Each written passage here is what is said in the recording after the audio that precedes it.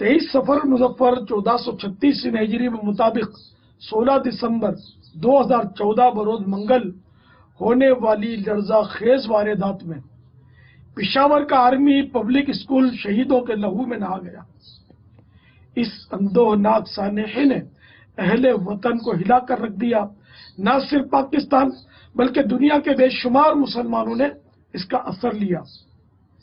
سانحہ پشاور میں کم و بیش 141 جانیں ضائع ہوئیں، جن میں 132 طلباء بھی شامل تھے۔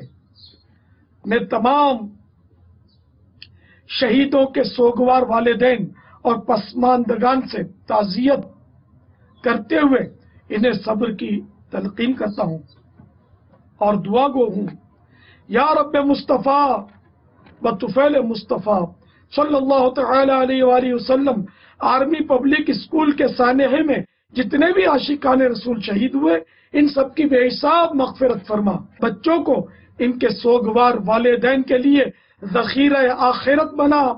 تمام شہداء کے غمزدہ لواحقین و پسماندگان کو صبر جمیل اور صبر جمیل پر اجر جزیل مرحمت فرما۔ جو عاشقان رسول زخمی پڑے ہیں انہیں صحت کاملہ عاجلہ نافعہ عطا فرما اور بیچاروں کو در در کی ٹھوکروں سے بچا کر خوشحالی اور سنتوں بھری طویل زندگی دے۔ یا اللہ ہمارے وطن عزیز پاکستان کو تخریب کاریوں، دہشت گردیوں نیز بدعنوانیوں سے پاک کر کے امن کا گہوارہ بنا اور اسے اسلام کا حقیقی قلعہ بنا دے۔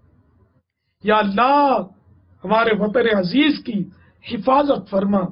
یا خدا پاک وطن کی تو حفاظت فرما، فضل کر اس پہ صدا سایہ رحمت فرما۔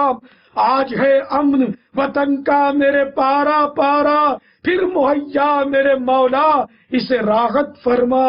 ہائے بدمست گناہوں میں ہوئے اہل وطن، یا خدا سب کو عطا نیک ہدایت فرما۔ آمین بجاہ النبی الامین صلی اللہ تعالی علیہ وآلہ وسلم۔ ان اللہ وملائکتہ یصلون علی النبی یا ایھا الذین آمنوا صلوا علیہ وسلموا تسلیما۔ صلی اللہ علی النبی الامی وآلہ صلی اللہ علیہ وسلم صلاۃ و سلاما علیک یا سیدی یا سیدی یا سیدی، یا مکی یا مدنی یا عربی یا قرشی یا ہاشمی یا مطلبی یا رسول اللہ۔ سبحان ربک رب العزت عما یصفون وسلام علی المرسلین والحمد للہ رب العالمین۔